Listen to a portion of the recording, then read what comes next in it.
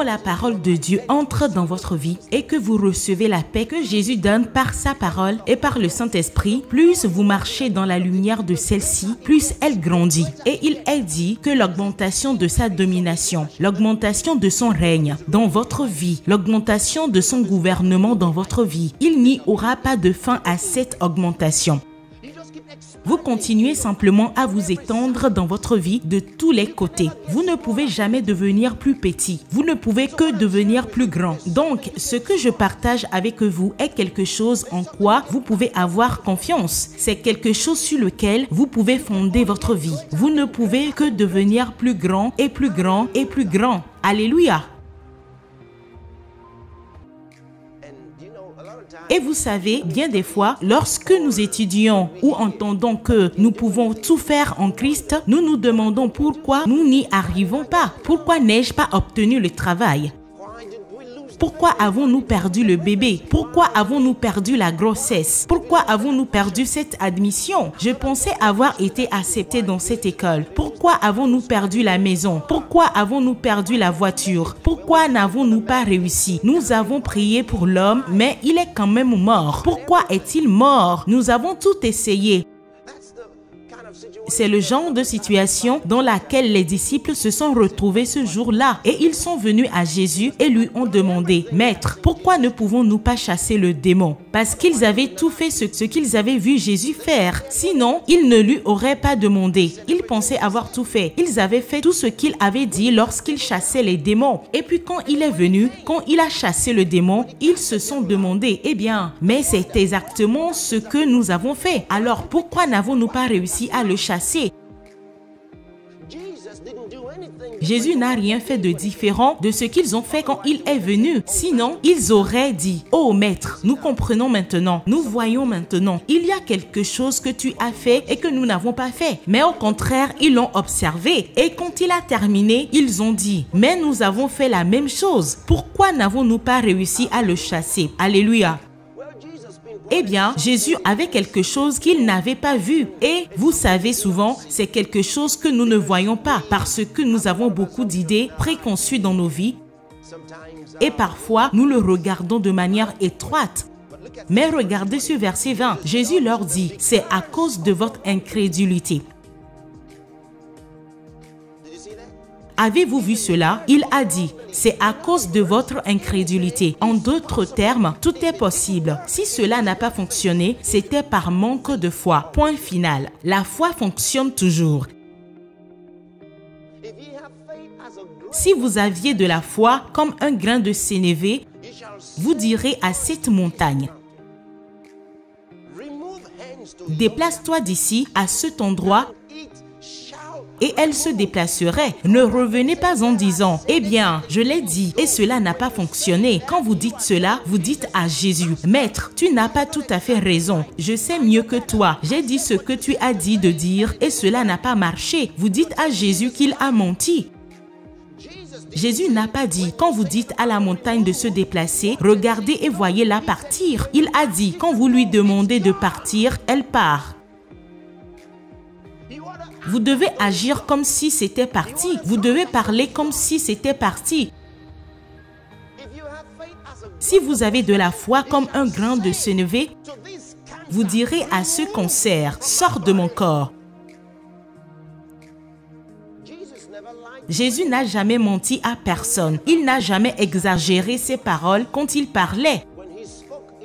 Quand il parlait, c'était une réalité absolue. Il a dit, je suis le chemin, la réalité et la vie.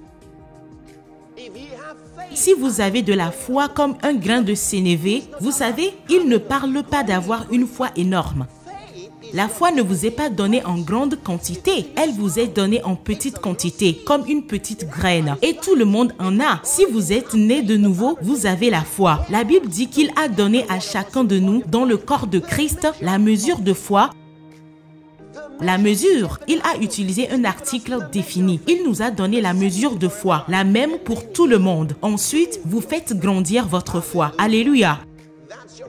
C'est votre responsabilité. Vous devez faire grandir votre foi. Dieu vous donne tout. Avez-vous déjà vu une graine d'orange avec une tige? Vous n'avez jamais vu une graine d'orange avec une tige? Cette petite graine d'orange contient en elle le potentiel de produire les racines, la tige, les branches avec les feuilles. C'est comme ça que vous êtes. La Bible dit que tout ce dont vous avez besoin pour la vie et la piété vous a été donné. J'ai découvert dans la parole de Dieu que je pouvais être n'importe quoi dans ce monde. Je pouvais aller n'importe où. Votre problème, ce n'est pas l'ambassade. Votre problème, ce n'est pas le pays dont vous venez. Gloire.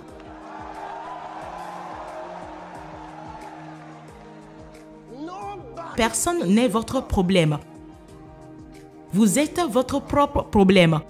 Regardez encore une fois. Il a dit, si vous avez de la foi comme un grain de sénévé, toutes ces prières que vous faites en disant, oh Dieu, enlève cette chose de moi. Oh Dieu, enlève ça de moi. Oh Dieu, retire-le de moi. Vous perdez votre temps. Je les ai vus pleurer ainsi et ça n'a rien changé. Oh Dieu, s'il te plaît, emporte-le de moi. Emporte-le, emporte-le. Ils pensent que vous savez ce que Jésus a dit. Il a dit, ne priez pas comme les païens qui pensent qu'ils seront exaucés pour leurs longues prières. Emporte-le, emporte-le Seigneur, emporte-le, emporte-le. C'est ainsi que les prophètes de Baal priaient. Vous voyez, Dieu ne vous écoute pas parce que vous avez beaucoup de mots à lui dire. Il a dit, si vous avez de la foi, si votre foi est une foi, il a dit, vous dites à la montagne, parlez au problème. Ne parlez pas du problème. Arrêtez de parler de votre douleur. Arrêtez de parler de votre manque d'emploi ou de manque d'argent. Arrêtez de parler des problèmes avec votre femme. Arrêtez de parler de tous les problèmes que vous avez dans votre corps. Arrêtez de parler de la grippe. Parlez aux problèmes. Dieu a dit à Ézéchiel, fils de l'homme, ces os peuvent-ils revivre? Ézéchiel a dit, Seigneur, tu es le seul qui le sait. Il a dit, d'accord, faisons quelque chose. Il a dit, fils de l'homme, prophétise aux os. Il faut parler aux os. Dites, oh vous, os desséchés, écoutez la parole de Dieu.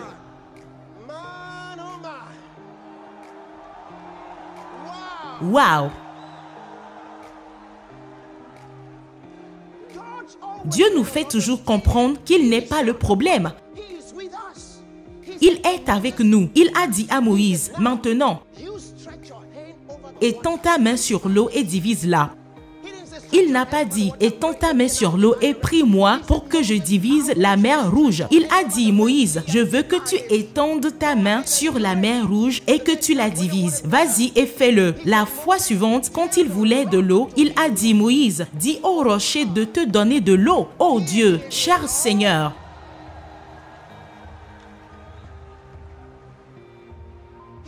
Dis au rocher de te donner de l'eau. Dis au rocher. Ils avaient pleuré. Oh Dieu, nous n'avons pas d'eau. Les gens meurent de faim. Dieu a dit à Moïse, dis au rocher de te donner de l'eau.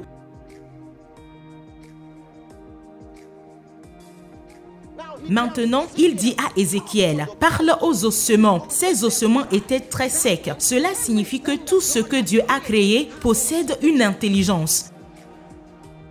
M'entendez-vous? Tout dans ce monde possède une intelligence. Le rocher a une intelligence. M'entendez-vous? Moïse l'a prouvé. Les ossements morts ont une intelligence. Jésus a parlé à un arbre. L'arbre a une intelligence. Mon frère, ton corps a une intelligence. Parle-lui.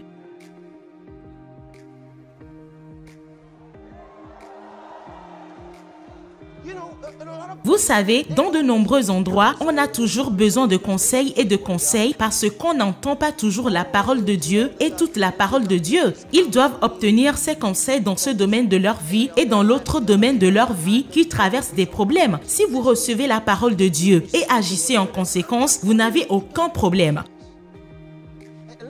Et laissez-moi vous dire ceci, vous ne pouvez porter quelqu'un sur votre foi que pendant un certain temps. Si votre mariage est brisé par le diable, au lieu de vous disputer avec votre femme ou de vous fâcher contre votre mari, rentrez chez vous et chassez le diable. C'est faux de dire que je veux vraiment rester dans ce mariage, mais mon mari ne peut tout simplement pas m'accepter. Ma femme ne peut tout simplement pas. Si vous êtes tous les deux chrétiens, il y a quelque chose qui ne va pas chez vous deux.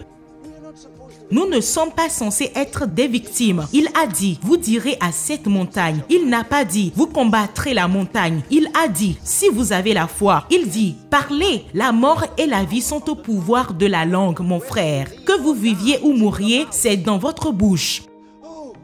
Oh, cette maladie va me tuer, s'il vous plaît. Elle va vraiment vous tuer. Aucun médecin ne peut vous aider. Je peux vous l'assurer. Vous êtes sûrement en train d'y aller. Il vous dit, si vous voyez votre vie se diriger vers les rochers, vous y allez. On dirait que tout devient plus sombre. Votre vie ne semble pas s'améliorer du tout. Hey, utilisez votre langue. Changez la direction de votre vie.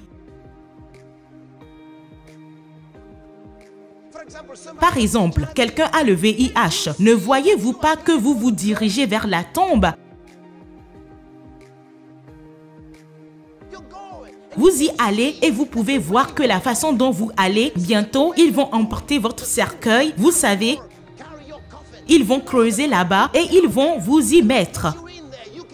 Vous pouvez le voir. Vous voyez quelques gens pleurer et certains d'entre nous sont heureux que vous soyez partis parce qu'ils en ont assez de souffrir. Alors que ferez-vous? Hey, Dieu vous dit d'utiliser votre langue et de changer cette direction, car vous le pouvez. Vous le pouvez. Vous pouvez vous voir, vous diriger vers une vie déprimante. Utilisez votre langue. Changez de direction. Allez. Vous pouvez le changer. Jésus a dit, et rien. J'aime ça. Et rien ne vous sera impossible. Rien. Jésus l'a dit. Si quelqu'un connaissait la réalité, c'était bien Jésus, car lui-même était l'incarnation de la réalité. Il a dit, et rien ne vous sera impossible. Rien ne vous sera impossible. Utilisez votre langue. Changez la direction de votre vie. N'allez pas vers la pauvreté. N'allez pas vers la mort. Vous dites, eh bien, j'ai 40 ans, je n'ai toujours pas pu avoir d'enfant. J'ai eu cette fausse couche, d'accord? Ne voyez-vous pas la direction que vous prenez? La direction que vous prenez, cette fausse couche, et maintenant, vous avez 40 ans. La façon dont vous allez, on dirait que vous aurez 60 ans et que vous n'aurez jamais d'enfant. Changez la direction de votre vie. Utilisez votre langue. Faites un détour au bon moment.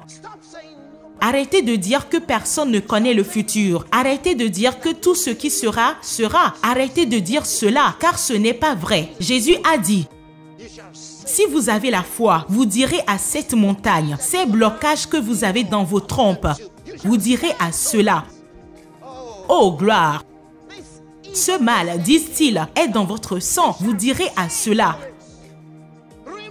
pars, oh gloire. Sors. Votre vie est entre vos mains. Votre succès est entre vos mains. Dieu vous a fait un vainqueur. Vous voyez, vous devez comprendre cela. C'est tellement important. Voyez-vous, certaines personnes se sont arrêtées d'un côté de la rue. Elles disent, je ne veux plus de cela dans ma vie. Je remercie Dieu, je n'ai plus de maladie dans ma vie. Loué soit Dieu pour toi. Je ne suis plus fauché, je ne suis plus endetté. Loué soit Dieu pour toi et je ne souffre plus de ceci. Ce sont toutes de grandes déclarations de foi. Mais qu'en est-il de ce qui entre dans votre vie? Les choses que vous aviez l'habitude de subir. Je ne souffre plus. Je n'ai plus de problème maintenant. Le problème que j'avais, je ne l'ai plus maintenant. Gloire à Dieu, c'est merveilleux. Cette chose qui m'arrêtait ne m'arrête plus maintenant. Ce dont j'avais peur, je n'ai plus peur maintenant. Gloire à Dieu, oui. Il vous a fait sortir pour vous faire entrer. Mais c'est là que beaucoup de chrétiens se sont arrêtés dans leur vie. Ils ont des témoignages du genre: je ne suis plus malade depuis 10 ans maintenant. Mais êtes-vous vraiment en bonne santé? D'accord. Je ne dois rien à personne. D'accord. Ce n'est pas suffisant d'être à zéro. Dieu soit loué de vous avoir sorti du négatif. Maintenant, vous êtes à zéro. Mais ce n'est pas suffisant. Vous devez entrer dans le positif. C'est ce que je veux dire. Ce n'est pas suffisant d'être en bonne santé et de ne devoir de l'argent à personne. Qu'en est-il du positif? Êtes-vous dans le positif? Vous savez, nous pouvons prier: oh Dieu, nous voulons que nos besoins soient satisfaits, n'est-ce pas? Mais il arrive un moment dans votre vie où vous êtes là. C'est là que je me trouve. Vous n'avez plus aucun besoin. Je n'ai aucun besoin. De quoi ai-je besoin? Rien. Je n'ai aucun besoin parce que tous mes besoins sont satisfaits. Donc, je vis dans les envies, les désirs. Comprenez-vous? Ai-je envie de ça? Ai-je envie de l'obtenir? Y a-t-il un désir? Juste le positif, le surplus. Vous comprenez le concept du surplus? Ne pouvez-vous pas simplement penser à vivre dans le surplus? C'est possible.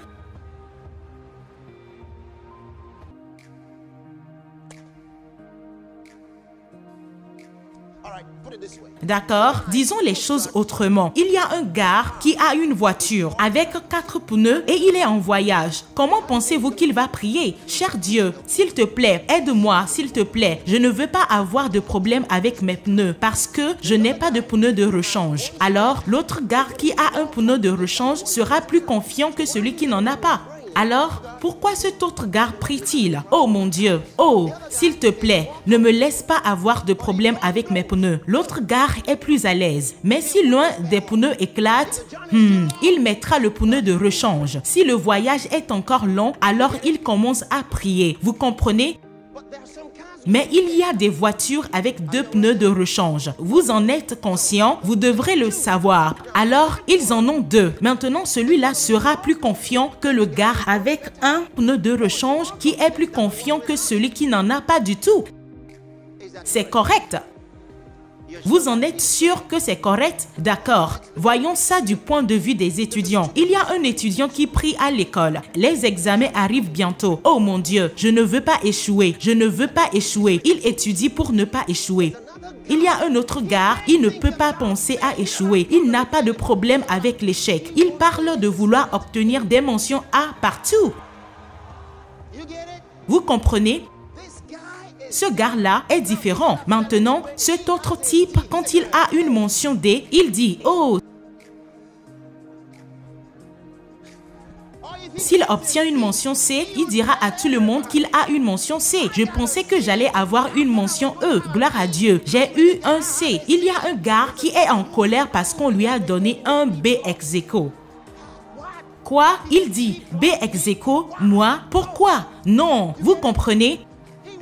On lui a donné un B ex aequo et il est en colère. L'autre gars a eu un C et il est content. Frère,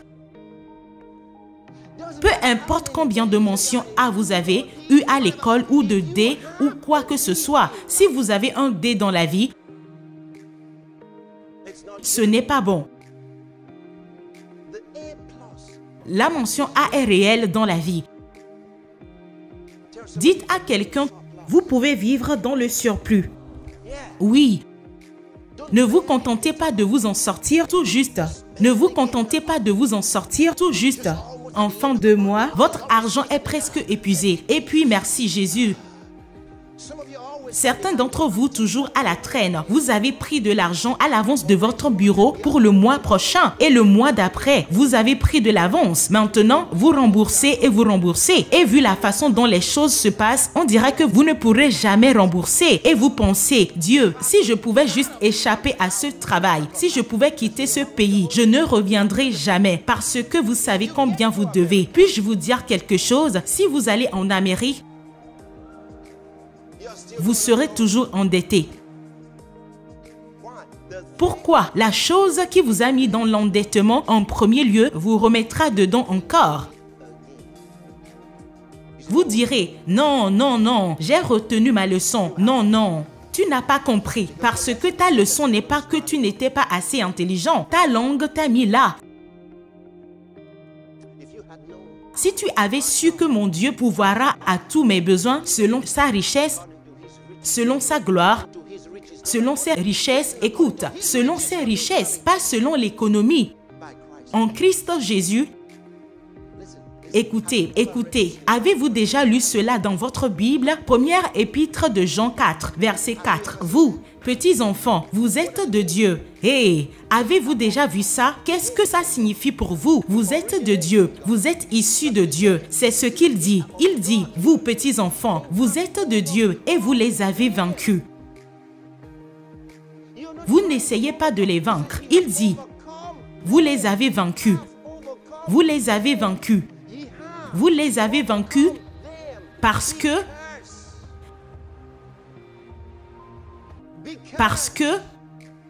regardons-le. Je veux que vous le voyez premièrement. Jean, première épître de Jean.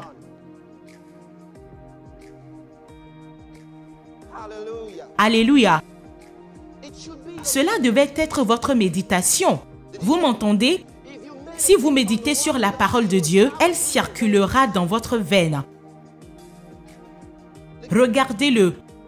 1 Jean chapitre 4. Verset 4. Aha. Puis-je le lire à partir du verset 3? Oh, vous devrez comprendre ça. Et tout esprit qui ne confesse pas que Jésus-Christ est venu en chair n'est pas de Dieu.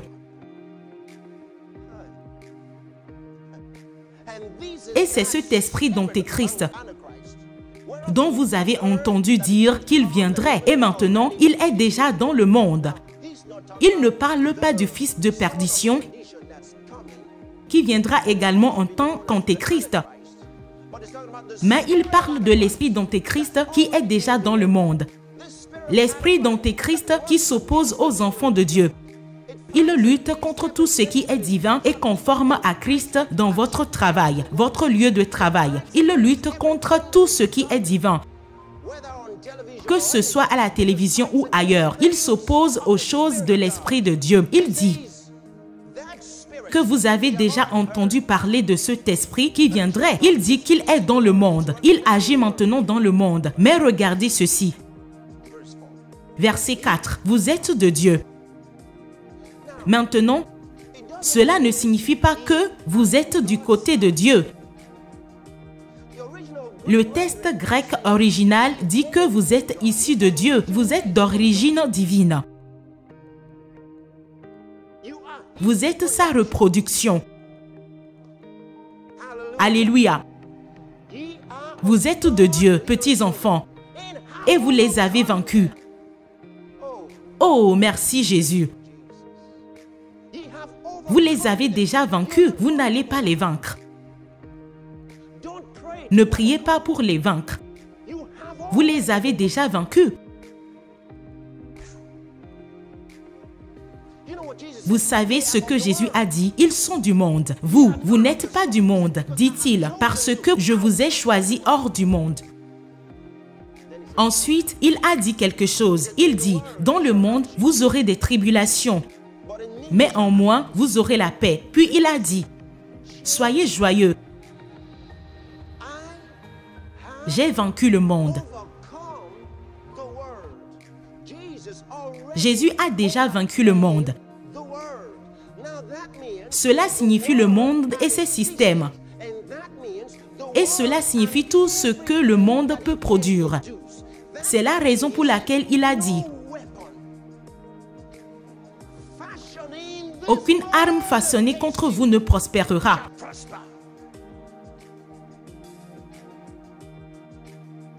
Vous les avez vaincus. Vous les avez vaincus. Écoutez, cela doit pénétrer votre esprit. Vous les avez vaincus. Regardez. Regardez ici. Verset 4. Vous êtes de Dieu, petits enfants, et vous les avez vaincus, parce que celui qui est en vous est plus grand que celui qui est dans le monde. La personne à l'intérieur de vous est plus grande. Il dit, regardez au verset 5. Eux sont du monde, c'est pourquoi ils parlent d'après le monde. Et le monde les écoute. Nous sommes de Dieu. Celui qui connaît Dieu nous écoute. Ils sont du monde, dit-il. C'est pourquoi ils parlent en se basant sur le monde. Donc, quand ils parlent de leur capacité dans le monde les entend. Quand ils se vantent de leur capacité et des armes maléfiques qu'ils ont dans le monde peut être terrorisé. Ils peuvent en avoir peur. Le monde les écoute, dit-il. Mais nous sommes de Dieu. Seul celui qui connaît Dieu nous écoute. Et nous avons vaincu le monde. Car celui qui est en nous est plus grand. Plus grand est-il. Frères et sœurs, tant que vous ne commencerez pas à méditer sur cette vérité, à méditer sur cette réalité et à la proclamer, elle ne peut pas être votre. Mais vous devez la proclamer, vous devez l'annoncer, vous devez la déclarer chaque jour de votre vie. Plus grand est celui qui est en moi que celui qui est dans le monde. Plus grand est celui qui est en moi. Voyez-vous, je ne suis pas du monde. J'ai vaincu le monde. J'ai vaincu le système de ce monde. J'ai vaincu les forces de ce monde. Oh, alléluia. Nous avons vaincu. Nous ne sommes plus des victimes. M'entendez-vous? Le monde ne peut plus vous rendre pauvre. Vous avez vaincu le monde. Écoutez-moi, écoutez. Vous pouvez libérer les forces de la vie à l'intérieur de vous. Certains d'entre vous n'ont jamais compris cela. Beaucoup des enfants de Dieu n'ont jamais compris comment marcher dans la faveur de Dieu. Oh! Permettez-moi de terminer avec ceci. Tournez-vous vers le livre des Proverbes, chapitre 4. Proverbes, chapitre 4. Et je lis à partir du verset 20. J'ai vaincu le monde. Hey, c'est la victoire qui a vaincu le monde. Notre foi. Merci Jésus. Chapitre 4, Proverbes, à partir du verset 20. Mon fils, sois attentif à mes paroles. Prête l'oreille à mes dictons, qu'ils ne s'éloignent pas de tes yeux. Garde-les au milieu de ton cœur, car ils sont la vie pour ceux qui les trouvent et une médecine pour toute leur chair.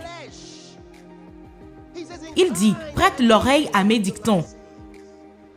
Garde-les au milieu de ton cœur. La parole de Dieu, car elle est vie pour ceux qui les trouvent. Elles sont vie pour ceux qui les trouvent. Avez-vous une paralysie des jambes, une paralysie des mains? Cela signifie que la main est morte ou que la jambe est morte ou quelque chose du genre. Eh bien, les paroles de Dieu sont la vie pour ceux qui les trouvent et une médecine pour leur chair. Cette plaie qui ne guérit pas, la parole de Dieu est une médecine pour elle. Continuez à parler la parole de Dieu à cette blessure. Parlez à ce cancer. Prononcez la parole de Dieu sur votre corps. Elles sont vie pour ceux qui les trouvent. Tout le monde ne les a pas, mais elles sont vie pour ceux qui les trouvent et une médecine pour leur chair.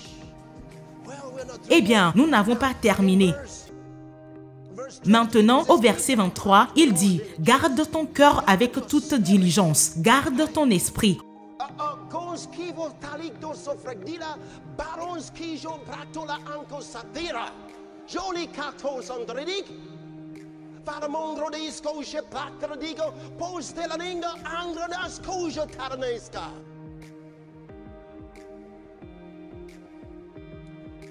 Oh, merci Seigneur Jésus. La parole de Dieu a un pouvoir divin.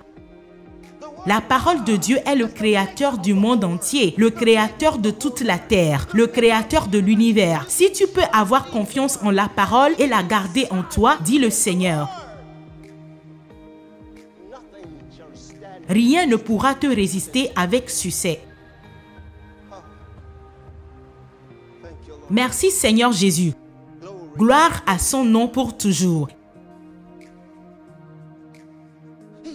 Il est dit de garder votre cœur avec toute diligence, car de lui proviennent les sources de la vie. Cela signifie que de votre esprit émanent les forces de la vie. Il est donc dit, protégez votre esprit avec toute diligence. Ne laissez pas entrer de mauvaises choses. Ne laissez pas les gens vous suggérer des choses erronées. Vous êtes un enfant favorisé. Ne laissez personne vous dire que vous ne pouvez pas avoir la faveur. Vous êtes un enfant de grâce. Ne laissez personne vous dire que vous ne pouvez pas avoir la grâce de Dieu dans votre vie. De votre esprit émanent les forces de la vie. Alléluia. Gardez votre cœur, votre esprit avec toute diligence, car de lui proviennent les sources de la vie, les forces de la vie. Éloignez de vous une bouche perverse.